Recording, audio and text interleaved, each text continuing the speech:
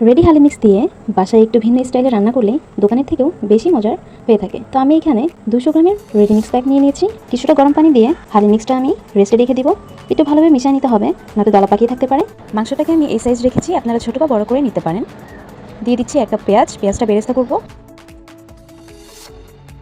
আর পেঁয়াজ বেরেস্তা হয়ে গেলে এখান থেকে কিছুটা বেরেস্তা উঠিয়ে রাখবো। আর বাকি বেরেস্তাটুকুর মধ্যে আমি মাংসটা দিয়ে একটু ভেজে নেব, কারণ বেরেস্তার থেকে অনেক সুন্দর একটা ফ্লেভার বের হবে। আমি এখানে কোনো পানি ব্যবহার করব না আলাদা করে। মাংস থেকে যথেষ্ট পানি বের হবে, সেটা দিয়ে আমি রান্না করে নেব কিছুক্ষণ। দিয়ে দিব 2 টেবিল চামচ আদা রসুন বাটা। এখানে একসাথে বাটা, এই জন্য আমি 2 টেবিল চামচ ব্যবহার করছি। আর হালিম মিক্সের মধ্যে যেহেতু মিক্সড একটা মশলা থাকে, তবে সেটা হালিমের জন্য যথেষ্ট। যেহেতু মাংস আছে, সেক্ষেত্রে মাংসের তো পরিমাণ মতো মশলাটা প্রয়োজন, তা না হলে স্বাদের ভিন্নতা চলে আসবে।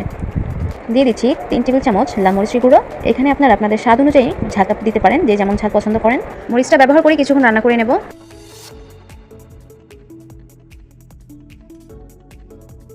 এরপর দিয়ে দিচ্ছি স্বাদ মতো লবণ। আমি 2 টেবিল চামচ ব্যবহার করেছি।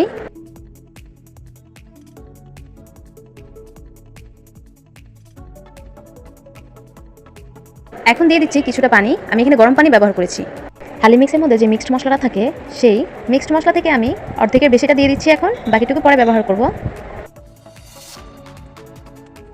পানিটা শুকিয়ে আসা পর্যন্ত রান্না করে নেব। মোটামুটি 80% মতো সেদ্ধ হয়ে যাবে এই পানিটুকুর মধ্যেই। পানি শুকিয়ে এসেছে, এখন এই মাংসগুলো তুলে নেব। আর যে মশলাটুকু থাকবে সেখানে আমি হালি মিক্সটা দিয়ে দিচ্ছি। আর এইভাবে রান্না করলে বেশি ভালো লাগে। হালি মিক্সটাও খুব ভালোভাবে গরম পানিটা সোক করে নিয়েছে, যার কারণে মিক্সটাও খুব ভালোভাবে সেদ্ধ হয়ে গেছে। তো এইভাবে কিছুক্ষণ রান্না করে নেব। রান্না করার পর পানি ব্যবহার করব।